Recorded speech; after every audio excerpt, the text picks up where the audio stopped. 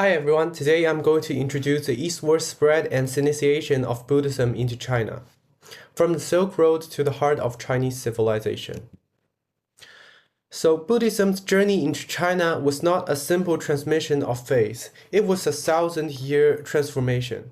From a foreign quote-unquote barbarian religion to one of the three pillars of Chinese civilization, it shaped art, politics, philosophy, and everyday life. Let's begin. Chapter 1, Han Dynasty, Myth versus History. So the story begins with a legend. In the 46 CE, Emperor Ming of Han dreamed of a tall golden figure glowing with radiant light. His advisor Fu Yi explained that in the west there was a sage called the Buddha. Inspired, the emperor sent envoys westward, who later returned with two Indian monks, She Mo Teng and Zhu Falan, carrying scriptures on a white horse. The emperor built White Horse Monastery in Luoyang to honor them, regarded as China's first Buddhist temple. Yet, the history tells a quieter truth. According to the book of later Han Dynasty, Emperor Ming's half-brother, Prince Liu Yang of Chu, already practiced Buddhism together with Taoist rituals. This shows that Buddhism had entered China gradually through the Silk Road, long before imperial endorsement. Early translators used the method of Geyi, which is explaining Buddhist concepts with Taoist terms, marking the first stage of its adaptation to Chinese thought. Even the word 寺, which is nowadays means temple, then means a government office instead of temple. So, White Horse Monastery was originally a translation bureau for foreign monks, a symbol of cultural diplomacy rather than a purely religious site. Over time, as monks resided and ritual took root, it evolved into the model for later Buddhist temples. Chapter 2, The Mogao Caves, Silk Road Nexus. While Buddhism took root in central China, it flourished in Dunhuang, the vital hub of the Silk Road near Central Asia. In 366 CE, the monk Le Zun saw golden rays over Mingsha Mountain and began carving the first cave. Over centuries, these became the magnificent Mogao Caves, a vast complex of sanctuaries carved into cliffs. The caves were founded by merchants, monks, and local rulers.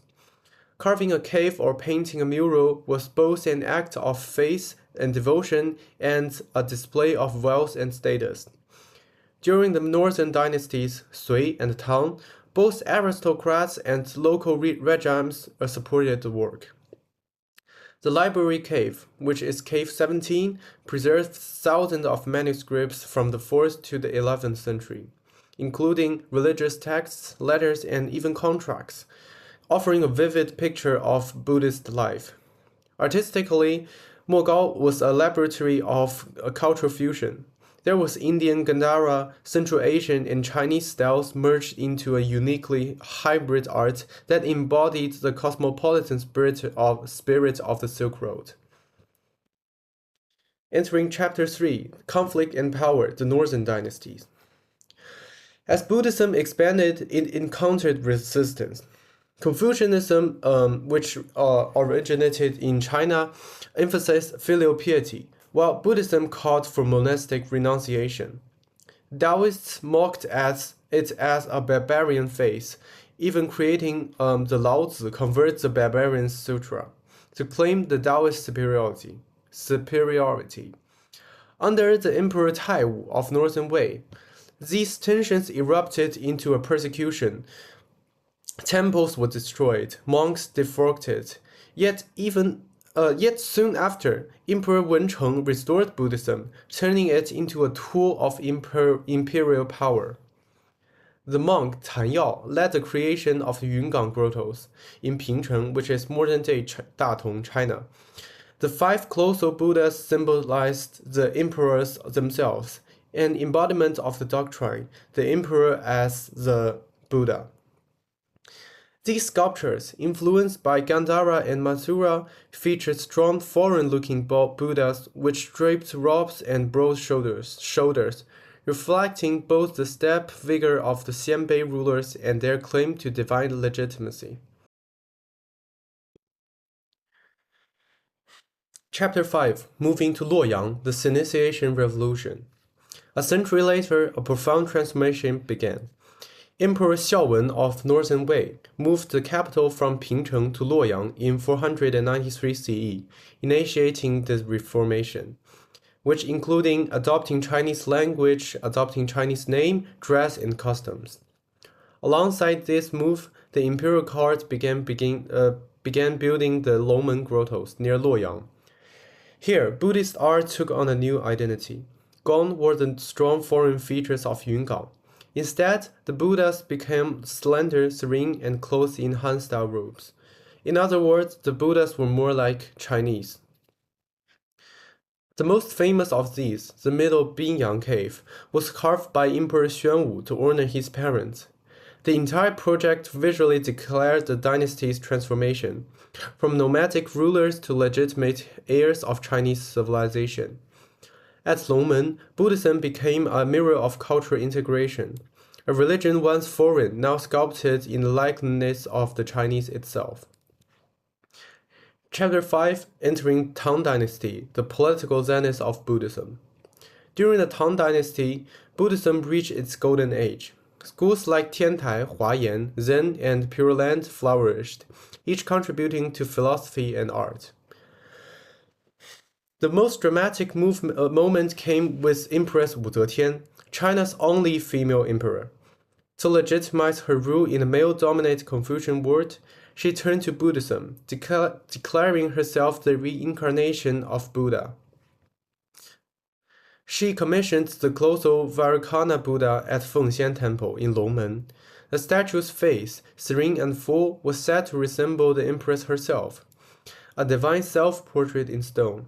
It was more than art, it was politics sanctified as religion, an image of imperial power bestowed by the Buddha. Yet later emperors grew wary of the Buddhism's wealth and influence. Under Emperor Wuzong, the persecution of the 845 began. It destroyed thousands of temples.